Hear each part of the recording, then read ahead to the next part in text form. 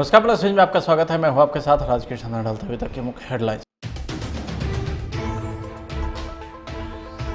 गृह मंत्री अमित शाह के बिहार दौरे पर बोले तेजस्वी यादव, मैं उनसे कई उम्मीद कर रहा हूं।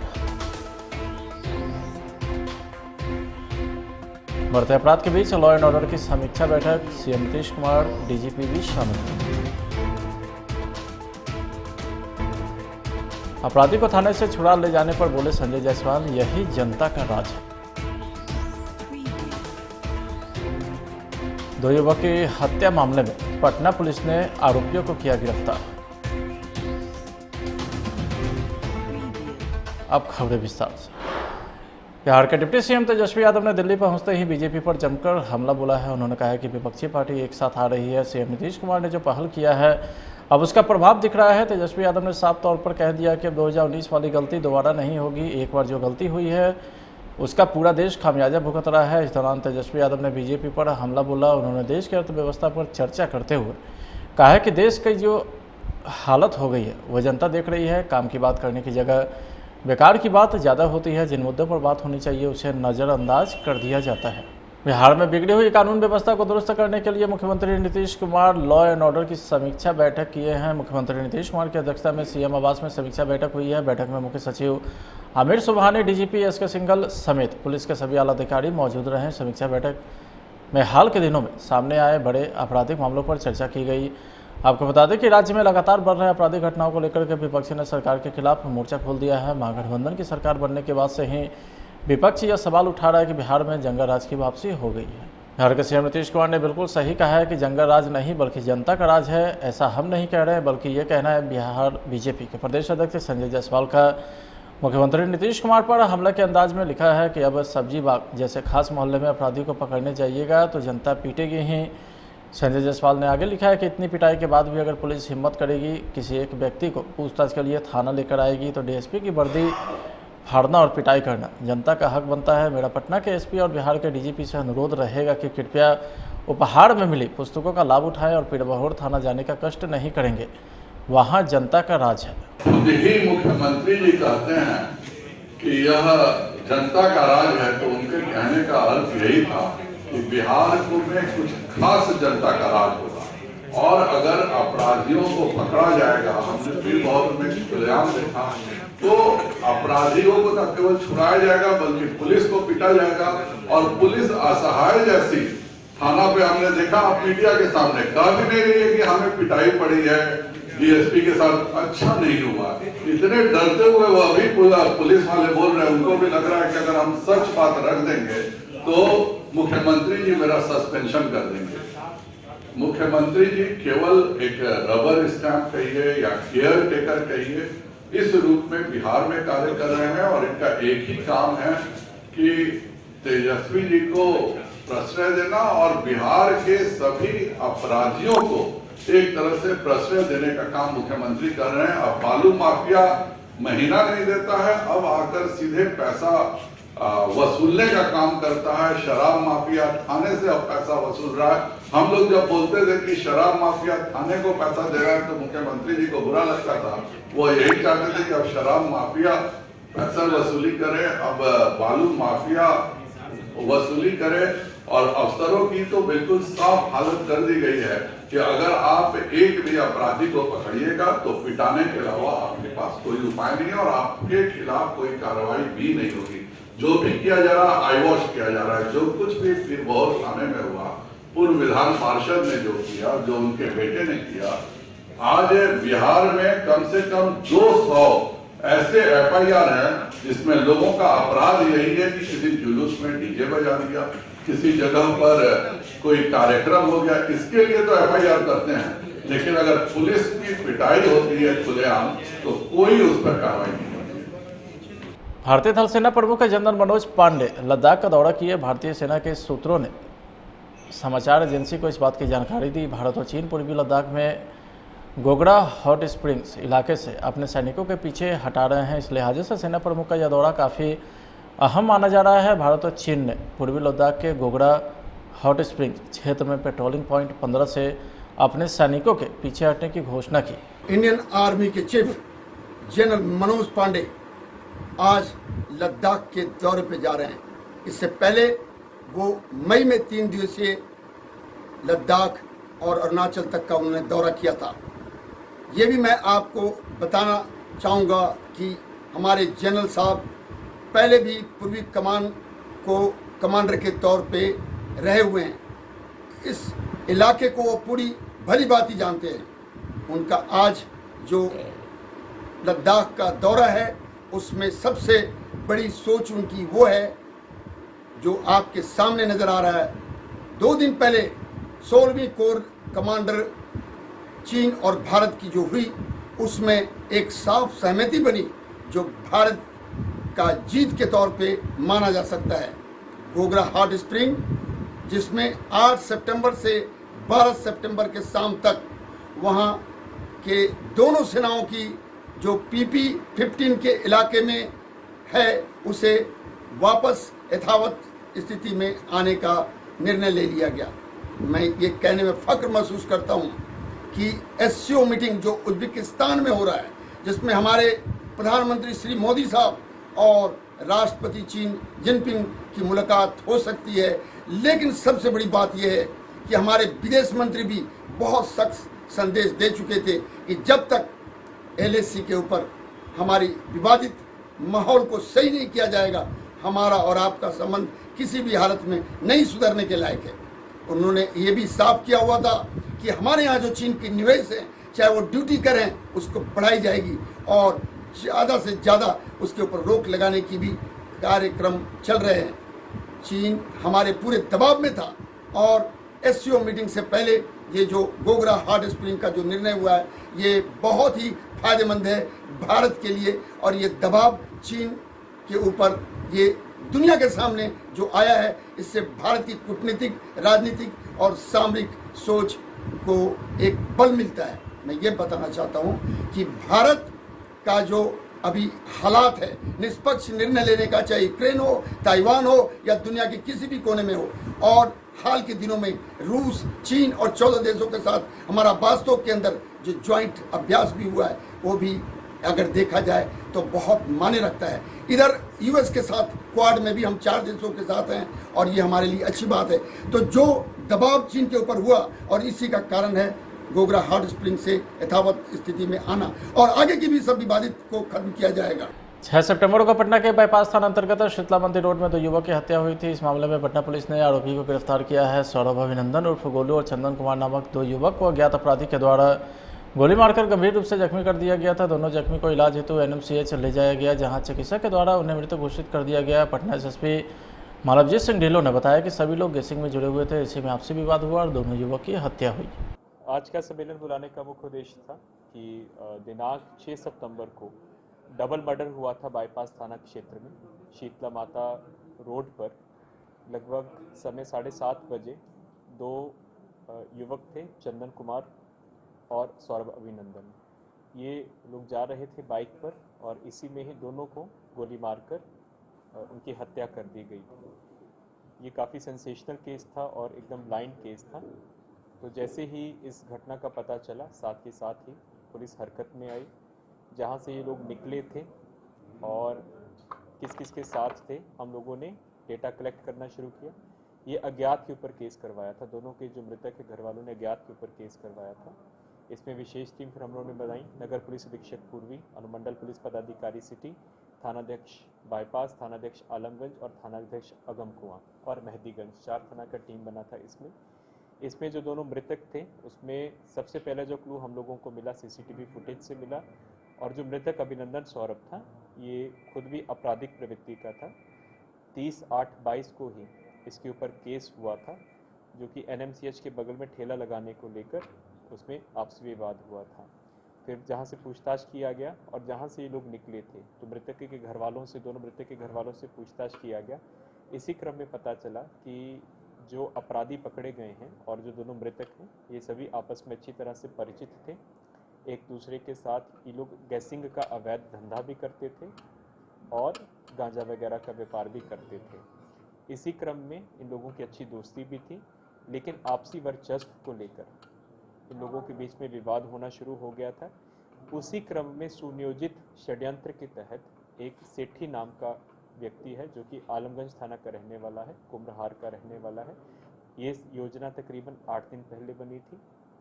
इनको विश्वास में लेकर ये दोनों लड़कों को, चंदन को और अभिनंदन सौरभ को, उसी के घर में ही जो तीनों अपराधकर्मी पकड़े गए हैं, भर दिन उसके साथ रहे हैं, उसी के घर पे रहे, सारा दिन उसके ऊपर वॉच रखा और दारू पिए, खाना खाए और शाम को उसको विश्वास में लेते हुए इन दोनों लड़कों को बुलाया कि हम तुम लोगों को लेकर चलते हैं और पार्टी करते हैं। इसी क्रम में लोगों ने बीच में जो शूटर्स थे उनको रखा हुआ था और जैसे ही जो दोनों मृतक हैं बाइक पर अपने घर से निकले हैं, थोड़ी दूर बाद जाके इन्होंने शूटर्स को इशारा किया है और दोनों को वहाँ पे इनकी हत्या हो गई थी। इसमें टोटल 3 अपराधकर्मी पकड़े गए हैं। एक का नाम संजय कुमार केसरी है उर्फ चीकू, जो कि गुलजारबाग आलमगंज का रहने वाला है। गणेश कुमार, पिता का नाम रामबाबू साहनी, जो कि सादिकपुर मछुआ टोली का रहने वाला है। और मंतोष कुमार, जो मुख्य रूप से षड्यंत्र करता है और लाइनर है, पिता विश्वनाथ केवट, जो कि मछुआ टोली थाना आलम। अखिल भारतीय पिछड़ा वर्ग संघ का 75वां स्थापना दिवस धूमधाम से पटना में मनाया गया। देश भर से आए संघ के प्रतिनिधि, बुद्धिजीवी, संगठनकर्ता, नेता ने भाग लिया। समारोह का उद्घाटन छत्रपति शिवाजी महाराज के वंशज छत्रपति संभाजी महाराज ने संस्थापक त्यागमूर्ति आरएल चंदापुरी के चित्र पर माल्यार्पण कर किया। इस मौके पर उनके साथ राष्ट्रीय सचिव डॉक्टर एलवी सिंह भी मौजूद रहे। 75 साल में पिछड़े वर्ग का संघ का स्थापन हुआ था, आर एल चंद्रपुरी जी ने किया था। ये एक मूवमेंट है, एक सोशल मूवमेंट है। सामाजिक न्याय मिलने के लिए जो पिछड़े वर्ग के जो लोग हैं उनको न्याय मिलने के लिए ये मूवमेंट 75 साल पहले शुरू की थी। मुझे खुशी है कि जो छत्रपति शिवाजी महाराज का मैं वंशज हूँ, छत्रपति शिवाजी का वंशज हूँ। छत्रपति शिवाजी महाराज ने भी स्वराज्य सब जात के समाज के लोगों को लेके उन्होंने ये स्वराज्य निर्माण किया था। 200 साल बाद छत्रपति शिवाजी महाराज ने जिन्होंने पहला आरक्षण दिया है पिछड़े वर्गों को 50%, वो बाबा साहब अम्बेडकर ने अपने राज्य घटना में घटित किया। उस लाइन से ही चंद्रपुरी जी साहब ने ये मूवमेंट चलाई है। 75 साल हो गए। वो जो डिप्रेस्ड क्लास है, जो पिछड़ा वर्ग है, उनको ताकत मिलने के लिए जो मूवमेंट है, वो मूवमेंट जो महाराष्ट्र में उसको शाहू फुले अम्बेडकर बोलते हैं, यहाँ पिछड़े वर्ग बोलते हैं, वहाँ महाराष्ट्र में बहुजन समाज भी संबोधित करते हैं। तो ये मूवमेंट को ताकत देने के लिए, ये मूवमेंट को एक चालना देने के लिए मैं आज आया हूँ। मुझे बहुत खुशी है कि चंद्रपुरी जी तमिलनाडु में परिहार, शाहू महाराज, महात्मा फुले, डॉक्टर बाबा साहब अम्बेडकर एक ही श्रेणी में सब काम करते हैं। जहाँ पहली बार जिन्होंने इसको प्राधान्य दिया था वो मेरे फोरफादर छत्रपति शिवाजी महाराज ने 1902 में शाहू महाराज ने 50% आरक्षण दिया था। वो 50% आरक्षण बाबा साहब अम्बेडकर ने राज्य घटने में घटित किया और उसके बाद ये प्रोसेस के समय पे चंद्रपुरी जी ने भी ये मंडल कमीशन हो या वो 340 का वो, उसमें उन्होंने भी मूवमेंट चलाई। तो ये depressed class, deprived class, down trodden class, जो पिछड़े वर्ग है, उनको ताकत देने के लिए जो 5 महापुरुष हुए थे उसमें एक चंद्रपुरी जी है।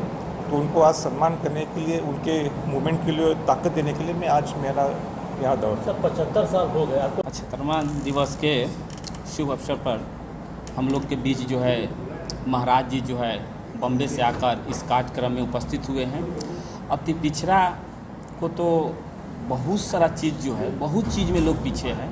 पहले तो लोग कहते थे कि चलो भाई अति पिछड़ा में जो लोग जो शिक्षित लोग नहीं हैं, लोग का एजुकेशन नहीं है, इसके लिए अच्छे अच्छे पोस्टिंग पर जो है अति पिछड़ा लोग के वहाँ पर पहुँच नहीं पाते थे, बहुत दिक्कत होता था। लेकिन आज के डेट में तो वो चीज़ है नहीं। लेकिन आज के डेट में जो है अति पिछड़े लोग जो है एजुकेशन प्राप्त करने के बाद भी जो है उनको स्थान नहीं मिल रहा है। तो हम लोग जो है इसको जो है कि कोशिश करेंगे कि अति पिछड़ा लोगों के साथ जो अन्याय जो हो रहा है, जो उनको सीट नहीं मिल रहा है, वो सीट उनको मिले और उनको जहां स्थान है वहां उनको स्थान दिया जाए। इससे मैं ज़्यादा विशेष कुछ नहीं कहूँगा। इसी के साथ मैं अपना वाणी को समाप्त कर रहा हूँ। 9 सितंबर को राज्य निर्वाचन आयोग के द्वारा नगर निगम नगर परिषद के चुनाव की घोषणा की गई। चुनाव के तारीख की घोषणा होते ही प्रत्याशी ने जनसंपर्क अभियान तेज कर दिया है। आपको बता दें कि प्रत्याशी पिछले कई महीने से जनसंपर्क अभियान कर रहे हैं, लेकिन तारीख की घोषणा होते ही उन्होंने अपना जनसंपर्क अभियान में तेजी ला दी। इसी कड़ी में पटना की मेयर प्रत्याशी रीता रस्तोगी के द्वारा पटना सिटी के कचौड़ी गली में कार्यालय का उद्घाटन फीता काटकर किया गया, जिसके बाद मीडिया को संबोधित करते हुए चुनावी जनसंपर्क की बात साझा की। साथ में प्रसिद्ध समाजसेवी शशि शेखर रस्तोगी उर्फ गुल्लू जी ने भी मीडिया के सामने अपने विचार व्यक्त किए। नहीं तो मेरी पहले ही 2 महीने पहले से ही हो रही थी, लेकिन आज जब उसका नॉमिनेशन का हो गया कि हाँ आप सब महिला ही प्रत्याशी रहेंगी, तो आज हमने अपने कार्यालय की यहाँ पर एक खोला और उसकी पूजा पाठ करके उसको आरंभ किया है। कितना कार्यालय आप खोल दीजिएगा? लगभग तो सभी वार्डों में है और कुछ भी जिसमें नहीं है उसमें खोल दिया जाएगा। मुख्य कार्यालय यही रहेगा। लोगों से जाके लोगों से मिलके अपने अपने जितना, जैसे इनका शुरू हुआ सबसे पहले महिला ग्रुप इनकी जितनी है, जो क्लब सब जब चलता है, इनर व्हील है, लायंस है और नारी मुक्ति मोर्चा, इस तरह का जितनी नारी संबंधी जो औरतों की संस्था, सबसे इनका संपर्क हुआ और सबसे बातचीत हुई। कल भी या परसों भी रोज दिन ये 3-4 जो है ऐसी कमेटियां जो नारियों से संबंधित, खासकर औरतों की जो संस्था है उससे ये संपर्क करके एक कोशिश कर रहे हैं कि जितनी नारी शक्ति पटना की हैं सबको अपने फेवर में करें, और इसमें बहुत ज़्यादा इनको सफलता मिल रही है। जिस वक्त आपको याद होगा कि रेडियो मिर्ची पर जो इनका इंटरव्यू टेलीकास्ट हुआ था, तो 10 मिनट के भीतर 365 आदमी का आ गया था रिटर्न, जिसमें आपको विश्वास होगा नहीं 280 महिलाएं थीं और बाकी पुरुष थे। नहीं, कम समय से मतलब नहीं है, मतलब आप अपने लोगों के बीच कितने पॉपुलर हैं, कितने लोग आपको जानते हैं। कम समय बेसी समय हमारे लिए महत्व नहीं रखता है, इसलिए कि खासकर पटना सिटी तो हमारा पूरा जाना पहचाना, घर घर में जाना है, इसलिए कम समय उनके लिए होगा जो कभी पब्लिक के बीच नहीं जाते हैं, नहीं करते हैं, उनके लिए, हमारे लिए। चुनाव का मुद्दा तो सबसे बड़ा वही है जो आप लोग भी झेल रहे हैं, सफाई की व्यवस्था, जो कानून की व्यवस्था है, नाली सड़क पक्कीकरण की व्यवस्था, महिलाओं के लिए सुरक्षा और उनके खासकर उनके बाथरूम जाने की जो समस्या है, उनको शिक्षा की समस्या, उनके स्वास्थ्य की समस्या। पटना नगर निगम के मेयर पद को महिला के लिए आरक्षित होने के पश्चात पटना के सुप्रसिद्ध चिकित्सक और समाजसेवी डॉक्टर अजय प्रकाश की पत्नी और स्वास्थ्य जागरूकता मिशन बिहार एक्यूप्रेशर योग कॉलेज के कोषाध्यक्ष वीना कुमारी के नाम का प्रस्ताव सभी कोर कमेटी के सदस्यों के द्वारा सर्वसम्मति से पारित किया गया। कार्यक्रम के अवसर पर डॉक्टर जयप्रकाश ने कहा कि बदलेगा पटना हमारा केवल नारा और उक्ति ही नहीं है, बल्कि यह हमारा संकल्प है। कोषाध्यक्ष, समाजसेवी, दुनिया में हर तरह का कार्य कर सकने में सक्षम श्रीमती वीना देवी जी को मेयर के रूप में प्रस्तावित किया गया और सर्वसम्मति से उसे पारित किया गया। हमारे बीच में श्रीमती वीना देवी जी। मैं वीना कुमारी सभी पटना वासियों को सादर प्रणाम करती हूँ और मैं एक ही बात कहूँगी कि जिस तरह मैं अपने घर को सुरक्षित रखती हूँ, वैसा ही मैं जब मेयर के रूप में आऊँगी तो मैं वैसा ही पटना को विकास करूँगी और पटना को अच्छा स्वस्थ बनाऊँगी, सुंदर बनाऊँगी। धन्यवाद। नई सरकार के गठन के बाद राज्य में घटित हो रहे आपराधिक वारदातों पर विपक्ष के निशाने पर रही सरकार राज्य भर में लॉ एंड ऑर्डर को लेकर के काफ़ी सतर्क दिखाई दे रही है। इसी को लेकर के विभाग के बड़े अधिकारी समस्तीपुर राज्य के जिला मुख्यालय में जाकर पुलिस पदाधिकारी के साथ क्राइम मीटिंग कर रहे हैं। इसी क्रम में शुक्रवार को बिहार के डीजीपी ए के सिंघल समस्तीपुर पहुंचे, जहां उन्होंने पुलिस पदाधिकारी के साथ क्राइम मीटिंग की और जिले में आपराधिक वारदात पर कैसे कमी लाई जाए इस पर पुलिसकर्मी को टिप्स भी दिए। बिहार में भी लग रहा है कि लॉ एंड ऑर्डर काफ़ी खराब स्थिति चल रही है। आधार के आप बताइए, जो आरोप लग रहा है बीजेपी, आरोप से उत्तर देने के लिए हम कोई कुछ भी कह सकते हैं।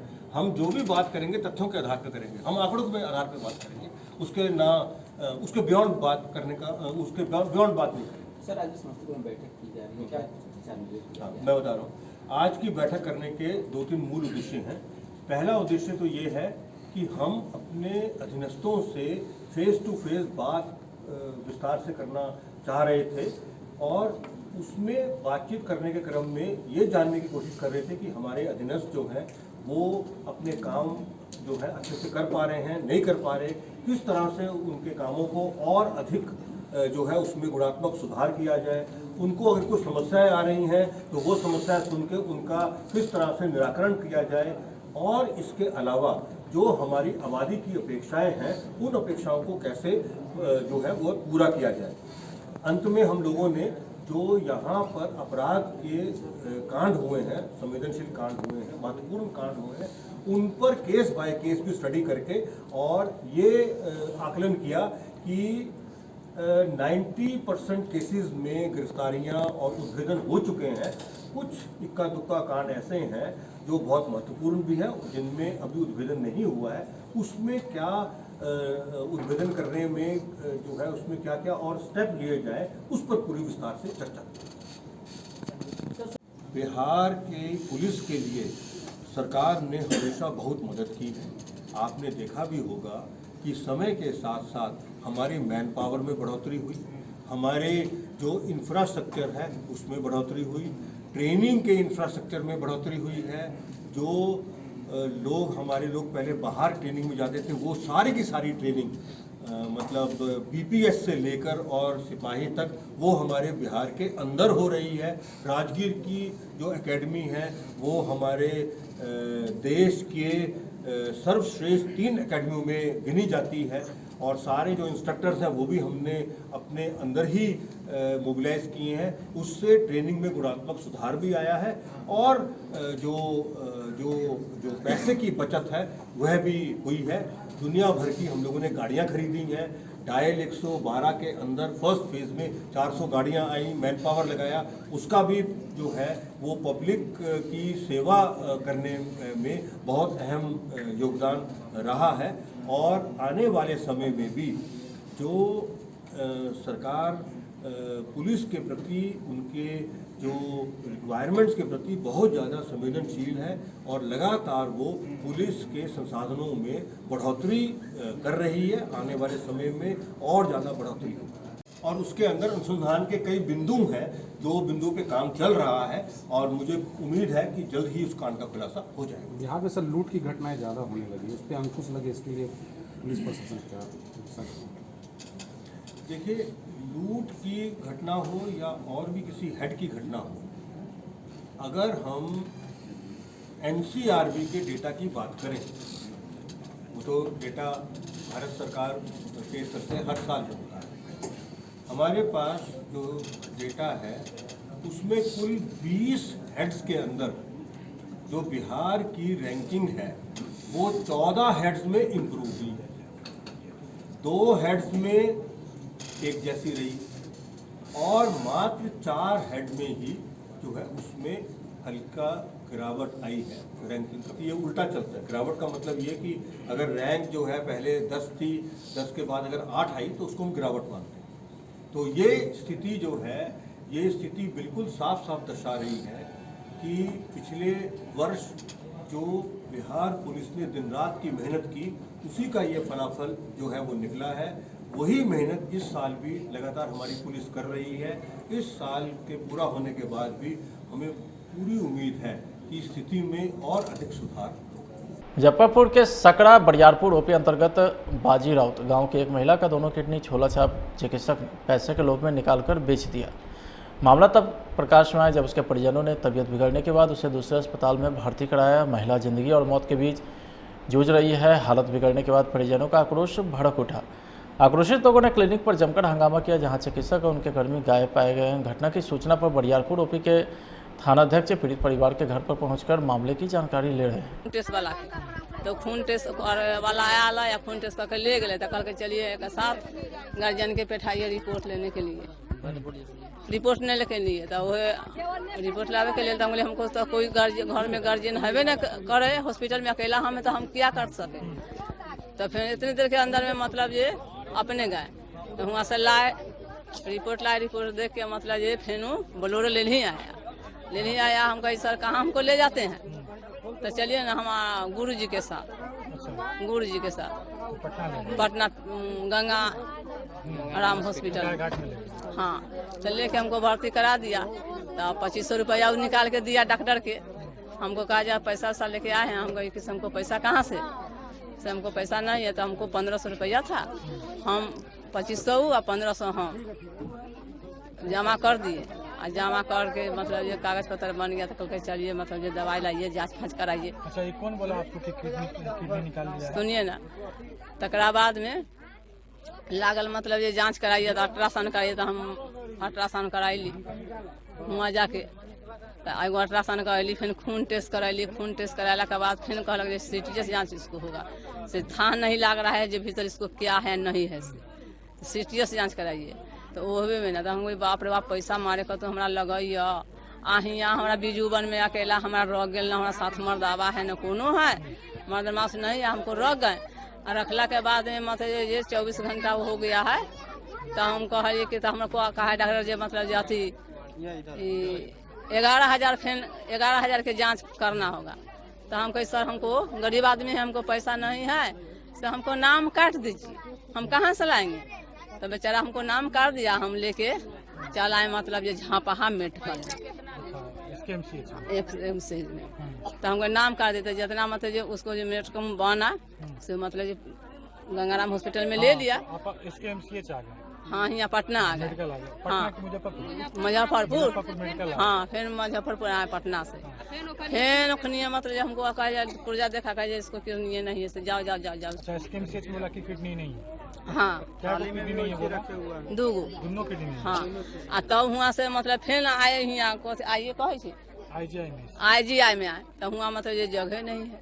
अच्छा, जगह नहीं तो ले जाइए अथी में PMC में। अच्छा, तो PMC में ले गए तो गए तो इमरजेंसी में हम रखे, रखला के बाद में बिहान होकर सवेरे हम फिर भर्ती करा के अथी में ले गए, OT में ले गए। OT में से हम फिर आए तो कहता है कि ये जांच पड़ताल कराने हमको लगा, फिर अल्ट्रासाउंड, फिर खून टेस्ट, फिर करा के।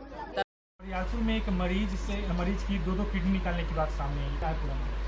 अभी बरियारपुर थाना के जो बाजी राउत का है 33 एज का है, सीता 33 एज का है और उनकी बेटी है वो सुनीता, उनके गॉल ब्लैडर में वो शायद कुछ समस्या था तो वो इलाज करने के लिए डॉक्टर से कराए हैं।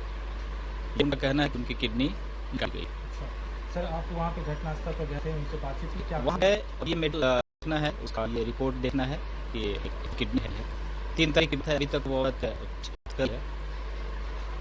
कहीं हमको नहीं किडनी का है, रिपोर्ट में बताया है कि किडनी का मर्सिन। अच्छा, ये जो है आरोपी डॉक्टर हैं वो का मतलब उनके खिलाफ कोई एफआईआर? उनके खिलाफ एफआईआर होगा, पैसों का उस फॉलो होगा।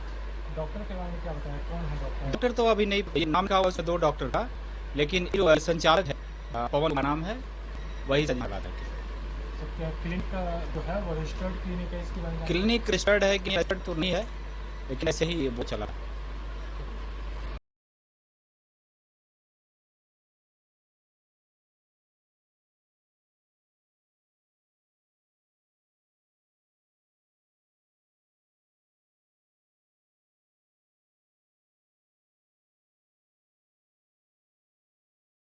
फिलहाल आज के खंड में इतना ही। अब देखते रहिए प्लस न्यूज। नमस्कार।